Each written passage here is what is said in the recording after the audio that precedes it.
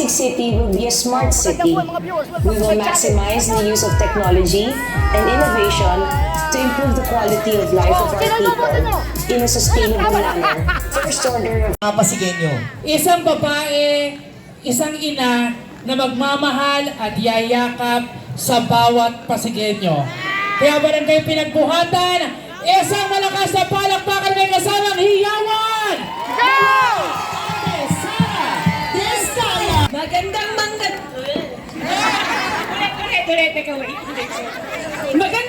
gabi, Barangay Pinagbuhatan! Yan, magandang gabi sa inyong lahat. Yan. Anyway, sino first time akong nakita? Konti na lang. So, kilala nyo na rin na pala ako. Ako para si ako, sa totoo lang, yung mga anak ko kaya ako sila sinasama. Kasi para makita nila kung ano yung buhay sa labas ng bahay namin. Diba? Para alam nila na hindi lahat nakukuha na ganun-ganun lang. No? Yun yung, syempre, isang magulang na nagtuturo sa anak niya. Kaya ako, nakaka-relate din ako kung ano nangyayari sa totoong buhay bago kami dumating sa punto kung nasaan kami ngayon. At sinasabi, babawiin daw yan pag yan naupo. Tama ba yun yung mga naririnig mo? Yes, ma'am! Social media. Hindi na po kailangan bawiin. Bakit? Bawi na po ako eh. Di ba pag ang bawi, ibig sabihin, pag may binigay kang bagay, babawiin mo. So, halimbawa, nagbigay ako ng regalo sa iyo, babawiin ko po yun. Binabawi niyo ba yung mga regalo niyo? Hindi po, di ba? Tsaka sa totoo lang, basta kami mag-anak, kami ng family ko, healthy kami, okay na yun eh. Hindi na kailangan bumawi. Bakit? Pag kayo kinuha ni Lord, hindi naman natin masasabi, no? Umiikot kami sa mga patay ngayon. Grabe yung mga edad na nawawala, no? Pag kayo kinuha ni Lord... Ano po, Nay? Hindi ho? Dadalawin lang ho. Dalaw lang daw. Hindi. Ito naman ho ay pangarap ni Ate Sara dahil 7 taon na ho ang nakakalipas. Kaya ho kailangan na ho talaga maging 5,000 na. Dahil mula 2018, ngayon ho ay 2025 na po. Dahil tumataas ho ang lahat ng bilihin. Naghiwalay. Kaya ako ho, ay lumaki ho sa pangangalaga ni dating Mayor Caruncio. Kilala niyo po ba si dating Mayor Caruncio ho? Kilala pa ho? Inanak. Anak. Kaya kami ho, ay dapat palagi magpasalamat sa inyo at gumawa ng mga programa na kung saan malaki ho ang magiging pakipakinabang sa mga buhay ho ng ating po mga lolo at lola. Alam niyo po, noong pong 2018, meron ho kaming nilagdaan na isa hong ordinansa. Yung pong natatanggap niyo kapag Pasko, magmula 2-5, kasama ho dyan si Consi Willie, pati ho si Consi Junjun, pati ho si Consi Ruding, asilo ho, na alam naman ho natin kung gaano nyo ho kamahal dito sa Barangay Pinagbuhatan. At kanina ho, nabilang ho natin ang ating po mga konsyal, hindi ba? Ilan po? 5. At alam inyo, lalong-lalo na ho dito sa Nagpakyong at sa buong Pinagbuhatan ay alam ko naman na kailangan meron hong isa hong tiga-pinagbuhatan sa City Council.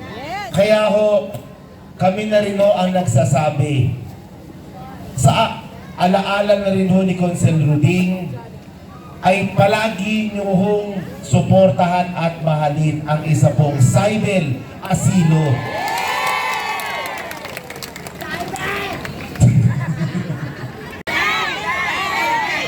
$5,000 ho. Tatanong ko kayo, kailan nyo ba gusto hong matanggap? Ngayon na raw. Ngayon na ho. Ngayon na po. Sige ho Ganito ho. Kasi election ban ngayon. Yun. Pero ho, kung pipilitin nyo ho kami, meron ho ba kayong Gcash? Meron. Ganito ho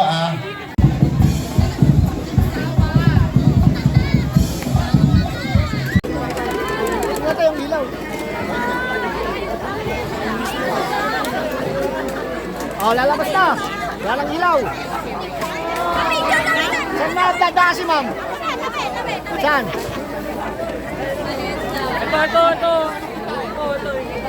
Saan dadaan si ma'am? Wala lang ilaw. Ano sakyan yan? Doon? Wala. Nabanggit ko sa video, buntis pa lang kayo, aalagaan na kayo, pagkapanganak mo, aalagaan na kayo. At bibigyan pa kayo ng pagkakakitaan. Yan ang programa namin ni Ate Sara. Pangalawa po, ang Persons with Disabilities, PWD po. Hindi po natin pababayaan yan. Malapit po sa aking puso ang PWD. Bakit po? Dahil may kapatid po ako na may Down syndrome. Siya po ang bunsong kapatid ko, ang pangalan po niya ay Mina. Ako po ay panganay sa mga magkakapatid at ako po talaga ay nakatutok sa mga kapatid ko. Pati nga po si Christine Reyes, pinag-aral ko po since grade school po. Si Mina, dahil hindi rin po biro ang pagpapatherapy, hindi ho ba?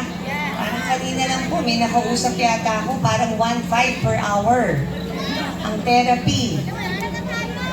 Tapos meron pang assessment, mahal din ang assessment. Diba po, kaya ilalagay na po natin yan sa programa. At kung kinakailangan mag-provide po tayo ng sasakyan bawat barangay, para meron pong masasakyan ang mga persons with disability papunta sa ating therapy center, magpo-provide po tayo.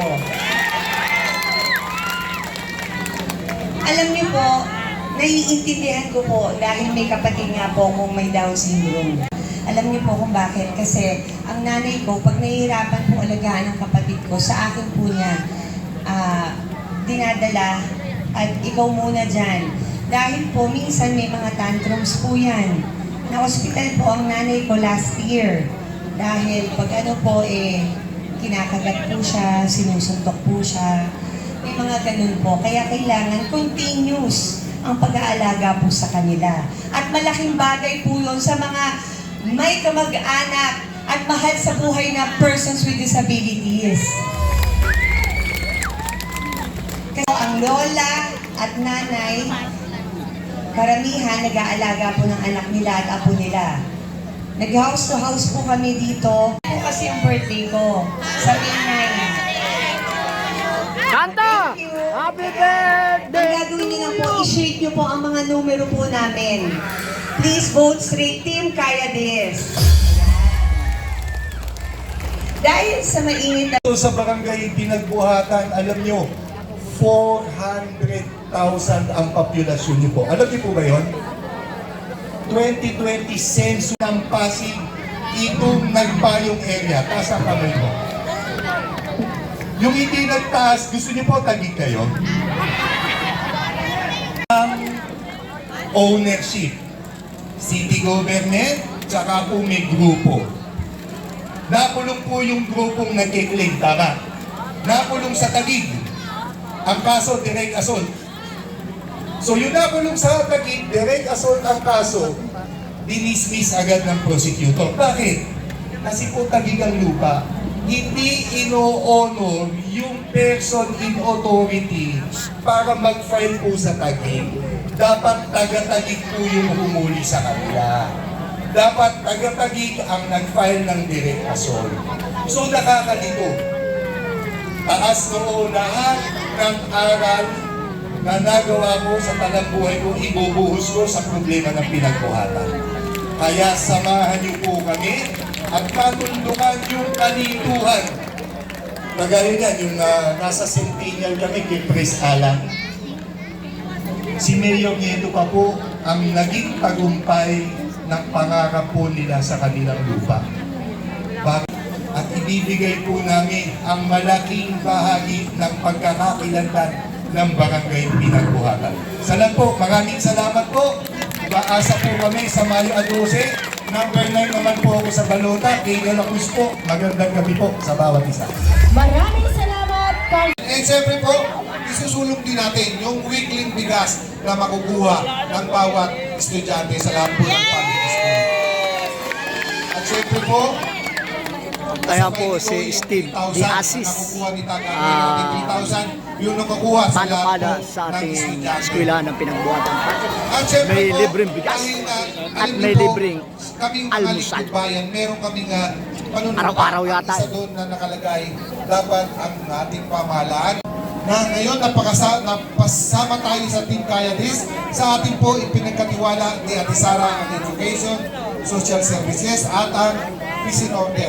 Sa education, gusto lang naman ni Ate Sara tiyakin na maibigay ang dekalidad, edukasyon para sa mga batang Pasigueño.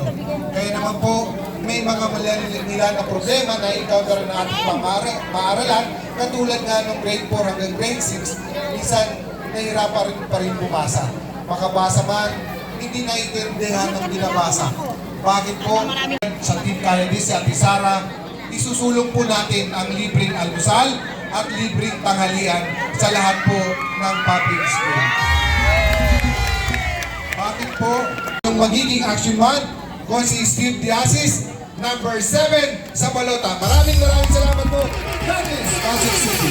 Gusto niyo bang sumayaw si Action Man? Okay. Sasayaw po ako pero Mga senior po makakatanggap ng 500 monthly. Yung po ang panukala ng ating konsyal na si Willie Sensa. Okay, maganda ko yan dito sa Pasig. Senior Queen Pasko.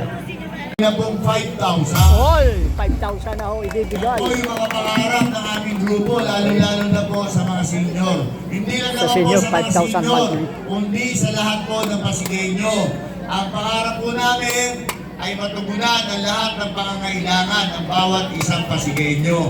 At ang pagbabago ng mga programa nakapakipakinabang sa lahat ng Pasigueño. Kaya sana po, matulungan niyo po kami. Pwede pa, straight po, Team Sara po, Kayadis po. Yung magulang na-recognize na at kahit papano nabigyan ng mga benepisyo.